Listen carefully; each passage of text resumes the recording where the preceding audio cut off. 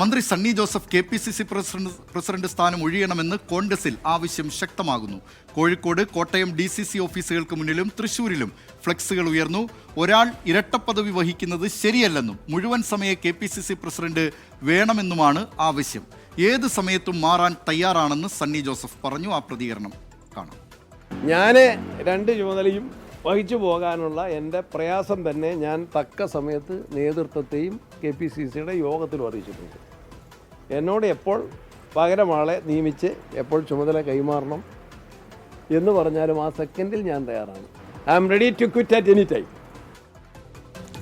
വിവരങ്ങളുമായി കോട്ടയത്ത് നിന്ന് ടോബി ജോൺസൺ ചേരുന്നു. ടോബി ജോൺസൺ, കോട്ടയത്ത് ഫ്ലെക്സ് ഉയർന്നു കഴിഞ്ഞു. സംസ്ഥാനത്തിൻ്റെ മറ്റു പല ഭാഗങ്ങളിലും KPCC പ്രസിഡന്റ് സ്ഥാനം മാറണം, പുതിയൊരു പ്രസിഡന്റ് വരണം എന്ന ആവശ്യം ചൂണ്ടിക്കാട്ടിയുള്ള ഫ്ലെക്സുകൾ വന്നു കഴിഞ്ഞിരിക്കുകയാണ്. എന്തൊക്കെയാണ് ഈ വാർത്തയുടെ വിശദാംശങ്ങൾ?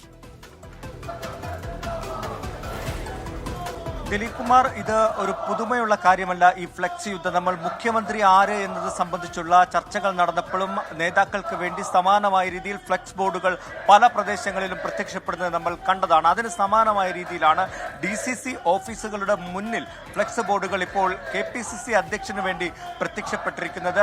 നേരത്തെ ഇന്ത്യൻ പറഞ്ഞതുപോലെ തന്നെ വിവിധ പേരുകൾ നമുക്കറിയാവുന്നതുപോലെ തന്നെ I ഗ്രൂപ്പിന് ഈ ഒരു സ്ഥാനം ലഭിക്കണമെന്ന് അവർക്ക് വലിയ ആഗ്രഹമുണ്ട്. മുഖ്യമന്ത്രി സ്ഥാനം ചെന്നിത്തലയ്ക്ക് ലഭിച്ചില്ല, അതിലൊരു അതൃപ്തി I ഗ്രൂപ്പിനുണ്ട്, ചെന്നിത്തലയ്ക്കുണ്ട്. അതുകൊണ്ട് തന്നെ ജോസഫ് വാഴക്കിനെ കൊണ്ടുവരാനുള്ള നീക്കം സജീവമായി നടക്കുന്നു എന്നാണ് നമ്മൾ മനസ്സിലാക്കുന്നത്. അതോടൊപ്പം തന്നെയാണ് മുമ്പ് A ഗ്രൂപ്പ് സജീവമായിരുന്ന കാലത്തൊക്കെ അതിന്റെ സജീവ പ്രവർത്തകനായിരുന്ന ബെന്നി ബെഹനാന്റെ പേര് സജീവമായി പറഞ്ഞു കേൾക്കുന്നു, ആന്റോ ആന്റണിയുടെ പേര് പറഞ്ഞു കേൾക്കുന്നു, ഷാഫി പറമ്പലിന്റെ പേര് പറഞ്ഞു കേൾക്കുന്നു. അങ്ങനെ നിരവധി പേർ ഇതിനോടകം തന്നെ സജീവമായി തന്നെ ഈ രംഗത്ത് ഈ ഒരു സ്ഥാനത്തേക്ക് വരാൻ വേണ്ടി ശ്രമങ്ങൾ നടത്തുന്നുണ്ട്. ഇതിന്റെയൊക്കെ ഭാഗമായി തന്നെ ചേർത്ത് വായിക്കണം. അതായത് കോൺഗ്രസിനുള്ളിലെ ആ ഒരു പടലപ്പിണക്കം അല്ലെങ്കിൽ ആ ഒരു പ്രതിസന്ധി മറനീക്കി പുറത്തേക്ക് വരുന്നു എന്ന് തന്നെയാണ് ഈ ഫ്ലെക്സ് യുദ്ധത്തിലൂടെ നമുക്ക് മനസ്സിലാക്കാൻ സാധിക്കുന്നത്.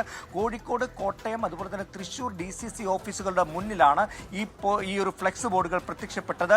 അതായത് മുഴുവൻ സമയ അധ്യക്ഷനെ വേണമെന്നൊരു ആവശ്യമാണ് അതിൽ പ്രധാനമായിട്ട് പറഞ്ഞിട്ടുള്ളത്. ഒരാൾക്ക് ഒരു പദവി എന്നുള്ളൊരു കാര്യം കൂടി ആ ഫ്ലെക്സിൽ ചേർത്തിട്ടുണ്ട്. കോൺഗ്രസ് പ്രവർത്തകരെന്ന് മാത്രമാണ് അതിന്റെ അടിയിൽ എഴുതിയിരിക്കുന്നത്. ആരാണ് ഇത് വെച്ചത് എന്നതിനെ കുറിച്ച് യാതൊരു വ്യക്തതയുമില്ല. കോഴിക്കോട് വെച്ച ഫ്ലെക്സ് ഉടൻ തന്നെ നേതാക്കൾ എത്തി അത് മാറ്റിയിട്ടുണ്ട്. എന്തായാലും ഒരു മാസം പിന്നിട്ടിട്ടും, അതായത് UDF സർക്കാർ അധികാരത്തിൽ വന്ന് ഒരു മാസം പിന്നിട്ടിട്ടും ഒരു അധ്യക്ഷനെ, അതുപോലെ തന്നെ 2 വർക്കിംഗ് പ്രസിഡന്റുമാർ മന്ത്രിമാരായി ആ വേക്കൻസിയിലേക്ക് ആൾ വരണം.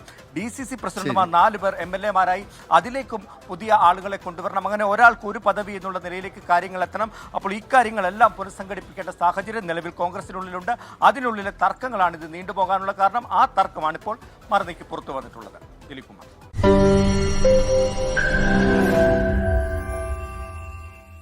ലോകത്തെവിടെയായാലും ഏത് സമയത്തും 24 വാർത്തകളും ഓഗ്മെന്റഡ് റിയാലിറ്റി പാക്കേജുകളും എക്സ്പ്ലെയിനറുകളും വിശദമായി കാണാൻ ഞങ്ങളുടെ YouTube ചാനൽ നിങ്ങൾക്ക് സബ്സ്ക്രൈബ് ചെയ്യാം.